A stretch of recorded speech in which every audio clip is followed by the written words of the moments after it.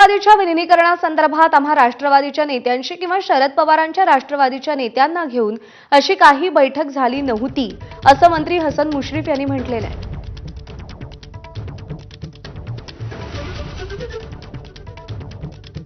अजितदादा यांचे सगळ्यात विश्वासू जवळचे सहकारी म्हणून पहिलं नाव आपलं येतं. सगळ्यात ज्येष्ठ नेते पक्षातील विलिनीकरणासंदर्भातले जे चर्चा आता महाराष्ट्रामध्ये होत आहेत, काय नेमकं याच्यामध्ये खरं काय आहे?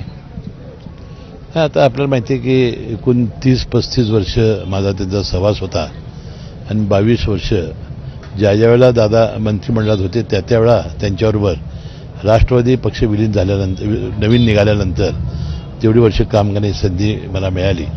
दादा तर आम्हाला सोडून गेलेले आहेत. आता विलिनीकरणाबद्दलची जी चर्चा आहे आणि मुख्यमंत्र्यांनी सुद्धा त्याचं खंडन केलेलं आहे. आता जयंत पाटील साहेबांनी सांगितलं की अनेक बैठका झाल्या. ते जयंत पाटलांनी मलाही थोड्या त्या सांगितलेल्या होत्या. दादाने तर नगरपालिका महानगरपालिका निवडणुकीत त्याचं विश्लेषण केलेलं होतं. परंतु आम्हा राष्ट्रवादीच्या प्रमुख नेत्यांना घेऊन आणि त्या राष्ट्रवादी शरद पवार गटाच्या नेत्यांना घेऊन अशी काही बैठक झाली नव्हती. आणि मग त्याला भारतीय जनता पक्षाचा म्हणजे ज्या आम्ही NDAमध्ये आज आहोत त्यांचा संमती होती की नाही वगैरे ह्या गोष्टी अनुत्तरित आहेत, ज्याच्या काल मुख्यमंत्र्यांनी खुलासा केलेला आहे. मला वाटतं ते यथावकाश ती सुनेत्रा वहिनी आणि पवार कुटुंबीय ठरवतील त्याप्रमाणे ते होईल. पण आज जी जबाबदारी होती की अजितदादांच्या नंतर पोरके झालेल्या आमच्या कार्यकर्त्यांना आधार देणं आणि मी तुमच्या मागं आहे, तुम्ही पोरके झालेले नाही असा संदेश देणं, हे काम सुनेत्रा वहिनींनी केलेलं आहे.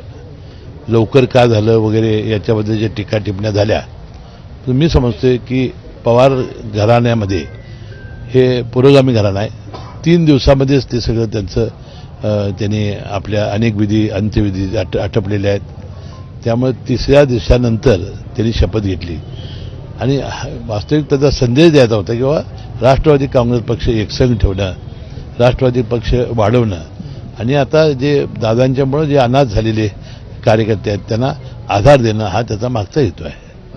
तुम्ही असं म्हटलं की जयंत पाटलांनी आपल्यासोबत काही चर्चा केल्या होत्या, मात्र अजित पवारांची काय इच्छा होती? दोन्ही राष्ट्रवादी एकत्र व्हावेत अशी इच्छा होती?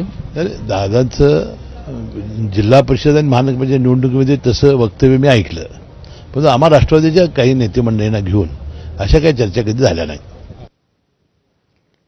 नाशिक महानगरपालिका महापौर पदाच्या निवडणुकीच्या